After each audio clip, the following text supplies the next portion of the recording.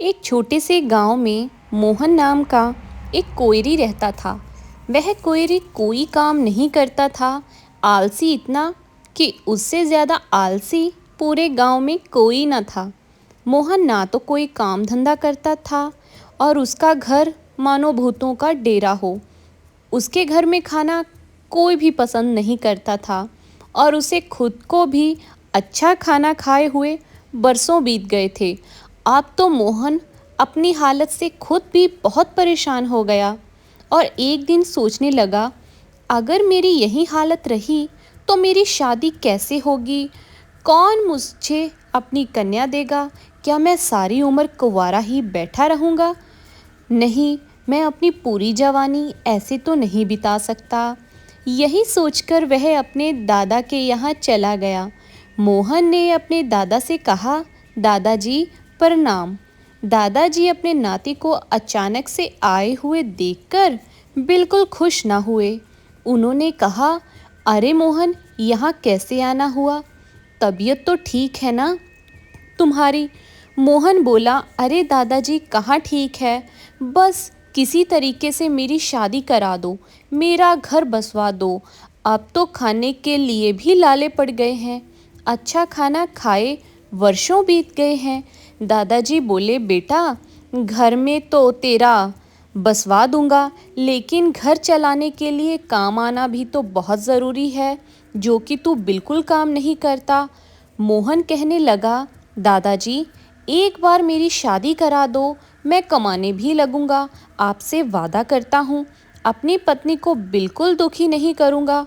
मेरा घर बसवा दो। दादाजी मैं तुम्हारे पाँव पड़ता हूँ। दादा ने कहा, ठीक है, मैं कोई जुगाड़ करता हूँ और तेरा विवाह करवा दूंगा। मोहन बहुत खुश हो गया। कुछ ही दिन में मोहन के दादा ने अपना दिमाग चलाया और उसका विवाह एक सुंदर सी कन्या से करवा दिया। मोहन की पत्नी का नाम प्रतिमा था। अब मोहन अपनी पत्नी प्रतिमा को लेकर अपने गांव की तरफ चल दिया। उसके पास थोड़ा सा दहेज भी था। जल्दी ही अपने घर पहुंच गया। जब मोहन की पत्नी प्रतिमा घर के अंदर आई तो देखकर घबरा गई। अरे, यह घर है या भूतों का डेरा? यह तो बहुत गंदा घर है, मैं यहाँ कैसे रहूँगी? मोहन बोला, अरे मेरी प्रिय पत्नी, तुम चिंता ना करो, अब मैं कमाने लगूंगा और तुम हो ना हो, अब तो तुम ही इस घर को स्वर्ग बना दोगी। प्रतिमा थोड़ा मुस्कुराते हुए बोली, जी सही कहते हो, इसे तो ठीक करना ही पड़ेगा। तभी बेचारी प्रतिमा, नई नवेली दुल्हन, अब लग गई काम में। उसने जल्दी से अपने घर की थोड़ी सी साफ सफाई की और फिर कुछ पकवान बनाए। मोहन ने पहली बार कई वर्षों बाद इतना अच्छा खाना खाया था। वह तो बड़ा खुश हो गया, अब तो रोज ऐसा खाना खाने को मिलेगा। मोहन की पत्नी प्रतिमा थोड़ा सा दहेज लेकर आई थी, इसीलिए कुछ दिन का गुजारा तो अच्छे से चल गया। अब तो प्रतिमा उससे बड़ी परेशान हो गई कि यह तो कोई काम नहीं करता, हर वक्त घर में पड़ा रहता है, इसे तो बस हर वक्त खाना ही चाहिए। एक दिन तो हद ही हो गई। प्रतिमा ने मोहन को काम करने के लिए कहा, लेकिन वह बाजार जाकर उधार सामान लेकर आ गया। यह देखकर प्रतिमा को उस पर बहुत गुस्सा आया और वह उसे छोड़कर अपने मायके चली गई। उसके जाते ही मोहन की हालत फिर से बद से बदतर होती जा रही थी। ना तो उसे टाइम पर खाना मिलता था और ना ही उसके घर में साफ सफाई रहती थी। मोहन बड़ा परेशान हो गया। जैसे तैसे करके विवाह किया था, अब वह भी 9-11 हो गई। ऐसा तो नहीं चलेगा, मैं उससे वापस जरूर लेकर आऊँगा। मोहन ने मन में ठान लिया और अगली सुबह वह अपनी पत्नी को लेने अपने ससुराल जाने लगा। जब मोहन पैदल से अपने ससुराल जा रहा था तो वह बहुत ज़्यादा थक गया। अब तो मोहन ने सोचा कि थोड़ी देर पेड़ के नीचे बैठकर विश्राम कर लेता हूँ। वह एक पेड़ के नीचे बैठने ही वाला था कि उसने देखा सामने एक गधा खड़ा हुआ है। गधे को देखकर मोहन के मन में एक उत्साह की लहर दौड़ गई कि चलो इसी के ऊपर बैठकर अपने ससुराल चला जाऊंगा, यह तो अच्छी सवारी बनेगी। मोहन यह सोचकर उस गधे के पास चला गया और गधे से बोला, अरे गधे, चल मेरे ससुराल, तुझे अपनी ससुराल घुमाकर लाता हूँ। यह कहकर जैसे ही मोहन उस गधे पर बैठा तो गधा इधर उधर भागने लगा। कभी दूसरी दिशा की ओर दौड़ता तो कभी तीसरी दिशा की ओर दौड़ने लगा। मोहन बहुत ज़्यादा घबरा गया। अरे यह क्या, मैंने तो सवारी बनाई थी, लेकिन आज तो यह मेरी जान लेकर ही छोड़ेगा। मेरी तो जान के ही लाले पड़ गए हैं। अब तो गधा भागते भागते एक तालाब में जा गिरा। मोहन भी उसी तालाब में गधे के साथ गिर गया। जैसे तैसे करके मोहन तालाब से बाहर निकला, तब तक गधा वहां से भाग चुका था। मोहन सोचने लगा, सवारी तो मिली नहीं और कपड़े भी गीले हो गए। अब 1 घंटा इन्हें सूखने में लग जाएगा। बेचारा धूप में बैठ गया और अपने कपड़ों को सुखाने लगा। कपड़े सूखने के बाद मोहन पैदल ही अपने ससुराल की ओर चल दिया। चलते चलते सामने से उससे फिर से वही गधा आता हुआ दिखाई दिया। अब तो मोहन को उस गधे पर बड़ा क्रोध आ रहा था। उसने एक डंडा उठाया और उस गधे के पास जाकर उस गधे को एक पेड़ से बांध दिया। और जैसे ही उसे मारने वाला था कि उसके मन में एक ख्याल आया कि कहीं अगर इसका मालिक इसकी आवाज़ सुनकर यहाँ आ गया तो लेने के देने पड़ जाएंगे। इसे मारूंगा नहीं, यहीं पर बांधकर छोड़ दूंगा। मोहन ने ऐसा ही किया। वह उस गधे को पेड़ से बांधकर अपने ससुराल की ओर चल दिया। थोड़ी देर बाद मोहन अपने ससुराल में पहुंच गया। वहां ससुर जी से मिला। अब ससुर जी से जब मोहन बातें कर रहा था तो उसकी पत्नी प्रतिमा को समझ में आ गया कि हो ना हो उसका पति उसके घर उसको लेने के लिए आ गया है। भले ही मोहन कैसा भी था, लेकिन था तो उसका पति, इसीलिए वह बड़ी खुशी हुई। अपने पति के लिए मिठाइयाँ लेकर आई और जैसे ही उसने मोहन के सामने मिठाइयाँ रखी तो मोहन ने मुंह सिकुड़ते हुए कहा, अरे क्या अब यहाँ भी यही खाने को मिलेगा? मैं तो मिठाइयाँ खा खा कर थक चुका हूँ। अपने पति का यह रवैया देखकर प्रतिमा सोचने लगी, इसका मतलब यह है कि यह अब बहुत अमीर हो गए हैं, तभी तो मिठाइयों को देखकर मुंह सिकुड़ रहे हैं। अगर अमीर ना होते तो मिठाइयों पर तो टूट पड़ते, क्योंकि यह तो है ही भुक्खड़। लगता है इनका काम धंधा अच्छा चल रहा है। प्रतिमा मन ही मन बड़ी खुश हुई। तभी मोहन के ससुर के पास एक धोबी आया और कहने लगा, जमींदार साहब गजब हो गया, आज तो मेरा गधा ना जाने कहाँ चला गया है। मैंने उसे बहुत खोजा लेकिन मुझे कहीं नहीं मिला। अगर मेरा गधा मुझे नहीं मिलेगा तो मैं अपना काम धंधा कैसे कर पाऊँगा? मैं तो रोज़ गधे पर इतने कपड़े लाद कर उन्हें धोने के लिए ले जाता था। ना जाने मेरा गधा कैसा होगा, किस हाल में होगा। यह सोचकर वह धोबी बड़ा दुखी हो रहा था। जब मोहन के कानों में उस गधे की बात गई तो वह सोचने लगा कि कहीं वह गधा इस धोबी का तो नहीं जिसे मैंने जंगल में पेड़ से बांधा है। हो ना हो वही गधा इसका है। क्यों ना मौके का फ़ायदा उठाऊं। अब तो मोहन बाहर आया और कहने लगा, अरे क्या बात है भैया, इतने दुखी हो? धोबी कहने लगा, मेरा गधा खो गया है। मैं उसी से अपना काम धंधा करता था, लेकिन आज मैं उसके बिना बड़ा परेशान हूँ। तभी मोहन ने कहा, अच्छा ज़रा अपना हाथ तो दिखाओ। धोबी ने उसे अपना हाथ दिखाया। हाथ देखते ही मोहन बोला, अरे चिंता मत करो, तुम्हारा गधा मिल ही गया समझो। वह पास के जंगल में एक पेड़ से बंधा हुआ है, जाओ उसे खोलकर ले आओ। धोबी को बड़ा आश्चर्य हुआ कि यह तो बड़ा ही पहुंचा हुआ ज्योतिष लगता है, जो इसने मेरे हाथ को देखते ही बता दिया कि मेरा गधा कहाँ बंधा है। लेकिन फिर भी उसके साथ 1-2 आदमी और जंगल में गए और देखा, बिल्कुल उसके कहे मुताबिक जंगल में एक पेड़ से बंधा हुआ था। गधे को देखकर धोबी बड़ा खुश हुआ। वह खुशी के मारे फूला ना समाया और अब तो वह मोहन के लिए उपहार में मिठाइयाँ लेकर आया और कहने लगा, लो दामाद जी, मैंने खुशी से आपको यह मिठाइयाँ दी हैं, आप इन्हें खाइए। आपने मेरा बहुत बड़ा काम कर दिया है। इस गधे के बिना तो मैं अधूरा था। मोहन को अपनी तारीफ सुनकर बड़ी खुशी हो रही थी। उसने कभी कोई काम तो किया नहीं था, लेकिन आज उसकी इतनी वाहवाही हो रही थी कि वह फूला ना समाया और कहने लगा, अरे यह सब तो मेरी ज्योतिष विद्या का कमाल है, मैं तो कुछ भी बता सकता हूँ। उधर मोहन का ससुर भी अपने दामाद की इतनी प्रशंसा सुनकर बहुत खुश हो रहा था कि मेरे दामाद जी तो बहुत पहुँचे हुए हैं। अब तो मोहन की खूब आवभगत हुई। रात का समय था, मोहन ने कुछ ज़्यादा ही खा लिया था। उसके पेट में सोते सोते गुड़गुड़ होने लगी। बेचारे को लगा कि पेट खराब हो गया है, इसीलिए वह रात को ही पेट साफ करने के लिए जंगल की ओर चल दिया। रात की बात थी, जिस जंगल में मोहन पेट साफ करने गया था, वहीं पर कुछ चोर लुटेरे गांव की ओर चोरी करने जा रहे थे। उन चोरों ने मोहन को देख लिया और कहने लगे, अरे तू कौन है और यहाँ क्या कर रहा है? मोहन पहले तो चोरों को देखकर घबरा गया, लेकिन फिर उसने सोचा, घबराने से काम नहीं चलेगा, कुछ तो योजना बनानी ही पड़ेगी। मोहन ने कहा, अरे भाई कौन हो तुम? तब मोहन ने कहा, मैं भी तुम्हारी तरह एक चोर ही हूँ, कई दिनों से कोई चोरी नहीं की, बस उसी की तलाश में घूम रहा हूँ। चोर कहने लगे, अच्छा तुम भी चोर ही हो तो फिर ठीक है, हमें भी अपने एक साथी की तलाश है, क्या तुम हमारे गिरोह में शामिल होगे? मोहन कहने लगा, हाँ मालिक, मैं अभी हो जाता हूँ, मैं भी अपने गिरोह में ही रहूँगा। जहाँ आप चोरी करने जा रहे हो मुझे भी लेकर चलो।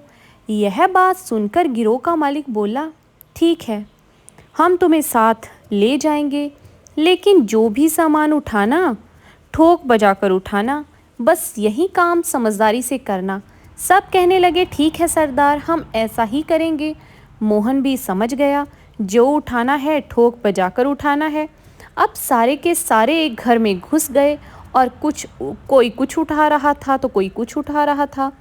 मोहन की नज़र सामने रखे हुए एक ढोल पर पड़ गई। उसका मन हुआ, क्यों ना मैं इसे ही उठा लूं। तो मोहन ने जब वह ढोल उठाया तो उसे एक बात याद आ गई कि जो भी उठाना ठोक बजाकर उठाना। मोहन ने आओ देखा ना ताओ अपना ढोल उठाकर बजाने लगा।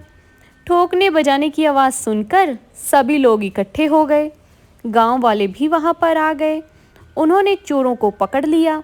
मोहन से सब कहने लगे, अरे तू बता कहाँ से आया है? तब मोहन ने कहा, अरे भाई मैं कोई चोर नहीं हूँ, मैं तो ज़मींदार का जमाई हूँ। मैंने इन चोरों को देख लिया था, इसीलिए मैंने इन्हें पकड़वाने के लिए यह ढोल बजाया है। सब अब उसकी बड़ी तारीफ करने लगे। अरे वाह, जमींदार का जमाई तो बहुत नेक है, उसने आज इन चोरों को पकड़वा ही दिया। अब तो राजा के दरबार में मोहन को बुलवाया गया और राजा से कहने लगा कि तुमने चोरों को कैसे पकड़वाया। मोहन ने एक झूठी सी कहानी राजा को सुना दी। राजा बहुत खुश हुआ। उसने 500 सोने की मुद्राएं मोहन को भेंट में दी। मोहन उन सोने की मुद्राओं को लेकर ससुराल चला गया। ससुर ने जब इतनी सारी सोने की मुद्राएं अपने दामाद के पास देखी तो हैरान हुए कि तुम्हारे पास सोने की मुद्राएं कैसे आई। अब तो मोहन ने सीना चौड़ा करते हुए कहा, मैंने आज कुछ चोरों को पकड़वाया है, उसी का इनाम राजा साहब ने मुझे दिया है। मोहन की पत्नी प्रतिमा भी बहुत खुश थी कि मेरे पति तो बहुत काम के इंसान हैं। अब तो मोहन कुछ समय के लिए अपने ससुराल में ही रुक गया और वहाँ पर उसकी खूब आवभगत हो रही थी। उधर सभी लोग उसे एक ज्योतिष समझ रहे थे। यह तो बहुत बड़ा और पहुँचा हुआ ज्योतिष है। आसपास के गांव में भी उसकी खूब आवभगत होने लगी। ऐसे ही मजे मजे में कुछ समय तो बीत गया। एक दिन राजा की बेटी का हार चोरी हो गया और उस हार का कोई पता नहीं चल रहा था। राजा बहुत परेशान हो गया कि ना जाने मेरी पुत्री का कीमती हार कहाँ चला गया, किसने चोरी कर लिया। राजा बहुत क्रोधित हुआ।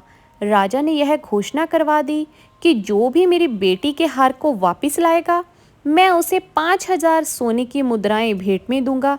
यह खबर जब मोहन के ससुर ने सुनी तो उन्होंने सोचा कि मेरा दामाद तो एक ज्योतिष है, वह तो उस हार का पता लगा ही लेगा। उन्होंने आकर मोहन से कहा, अरे बेटा, तुम्हें पता है राजा ने इतना बड़ा इनाम रखा है, उनकी बेटी का हार चोरी हो गया है। जो भी उसे ढूंढ कर लाएगा उसे 5,000 सोने की मुद्राएं मिलेंगी।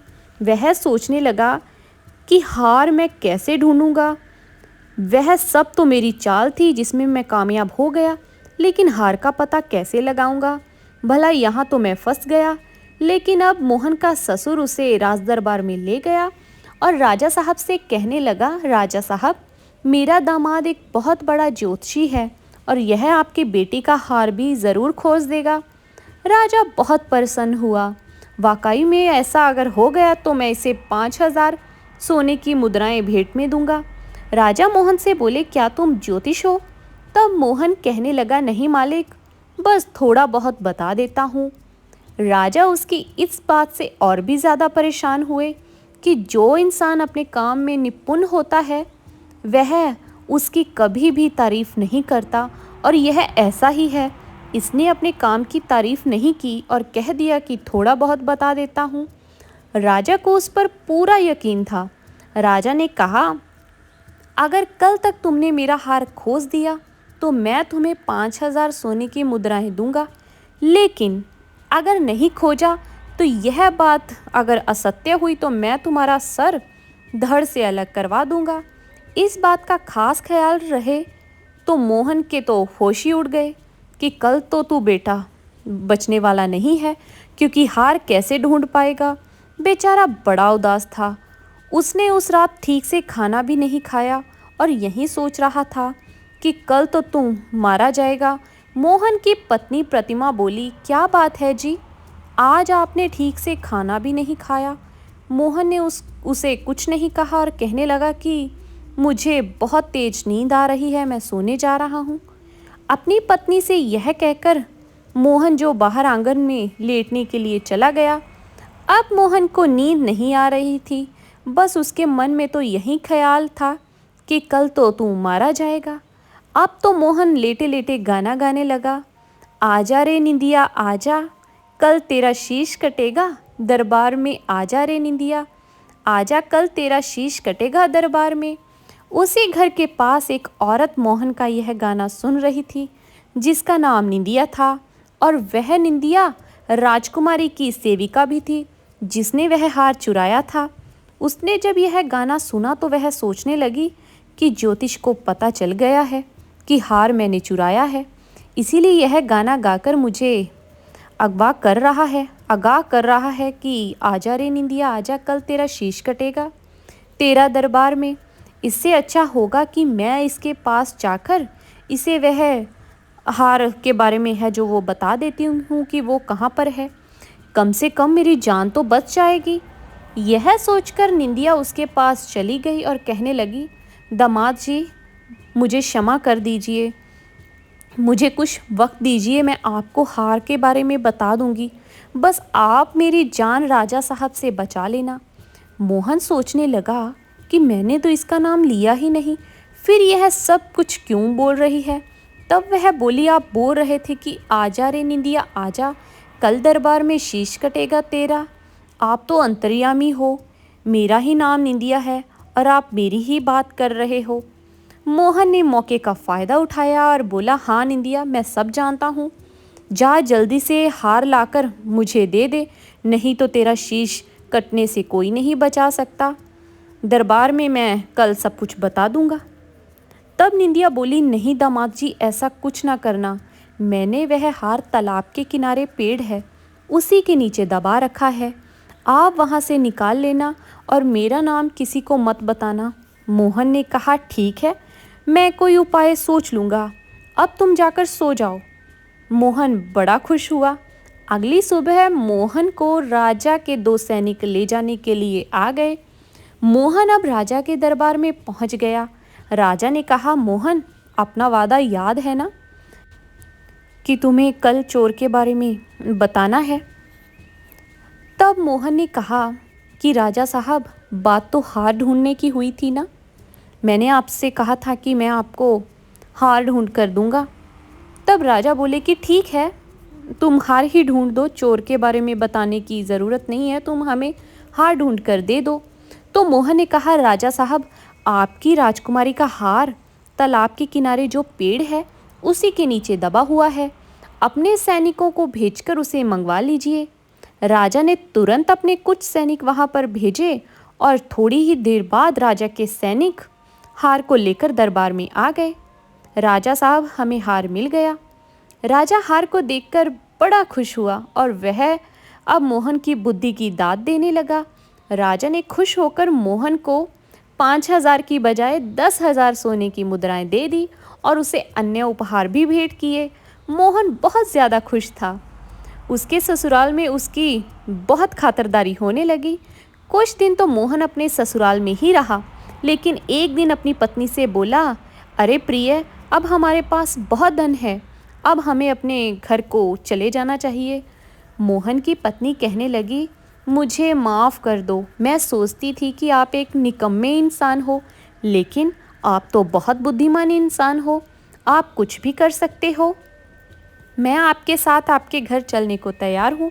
अब दोनों पति पत्नी खुशी खुशी अपने घर वापस चले गए और उसके बाद मोहन के पास इतना धन था, उसने एक अच्छा सा मकान बनवाया और अपना एक नया काम खोल लिया, जिससे उसकी आमदनी खूब बढ़ने लगी और वह सुख से जीवन व्यतीत करने लगे। तो दर्शकों, कैसी लगी आपको ये कहानी? अगर आपको ये कहानी अच्छी लगी तो इस कहानी को ज़्यादा से ज़्यादा शेयर कीजिए और हमारे चैनल छाप को सब्सक्राइब कीजिए। धन्यवाद।